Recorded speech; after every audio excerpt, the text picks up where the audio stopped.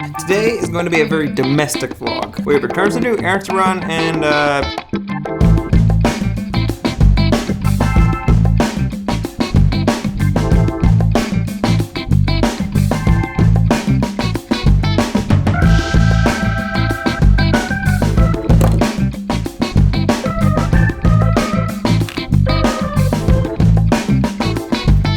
I recently had a friend ask me a question that I don't think is particularly interesting, but the question itself may not be interesting, but what everybody else does and what I do, I think it's different enough to make it kind of interesting. Anyway, a very common thing in the video world, like when you shoot video, you keep every clip that you've ever taken, and you have hundreds and hundreds and hundreds, even thousands of gigabytes stored on hard drives like these.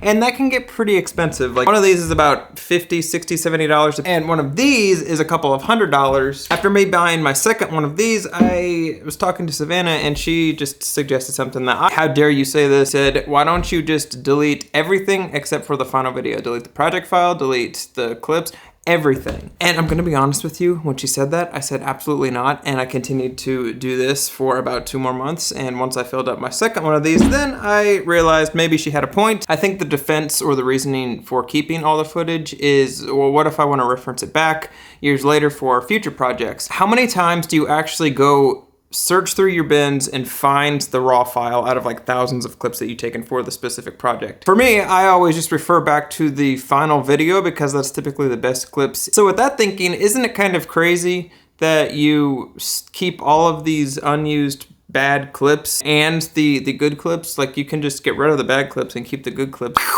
Basically, what I'm saying is I delete all my footage except for the final product, and it saves me in money, irritation, time, and hard drive space. Sure, I'll get some kind of pushback from that.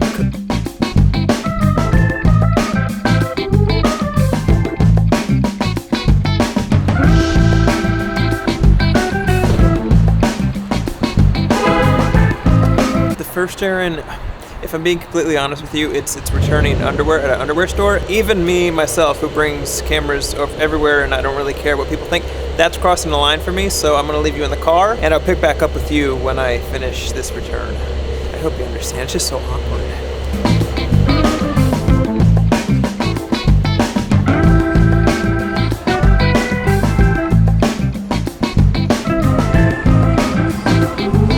I mean, it's just so awkward.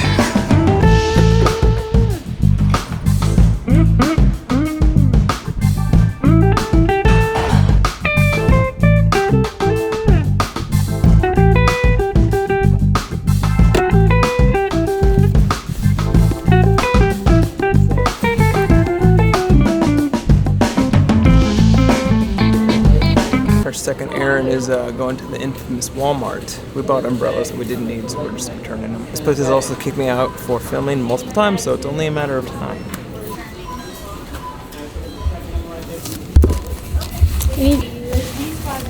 Sir, you can sit. Okay, I didn't get kicked out. It's the first time, actually. I'm gonna get hit by a car, though.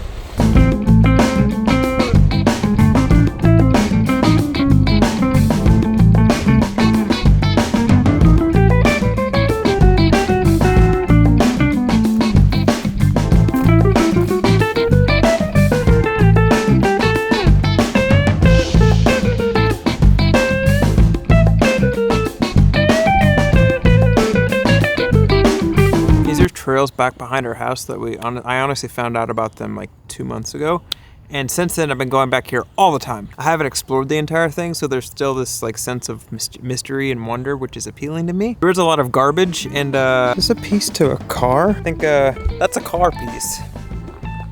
It's a shopping cart.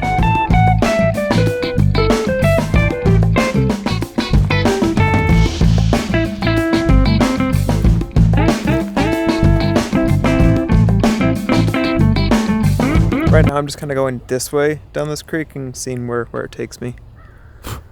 You had a bug on you. There's something it's very nostalgic for me. I think it's because before we moved to California, I used to live in North Carolina, and back behind our house we had a creek just like this, and I would spend hours back here with dogs and stuff like that. So in the grand scheme of things, it's just a creek with a bunch of garbage in it. but to me, it's kind of sentimental and nostalgic in a weird way. Some kind of garbage dam.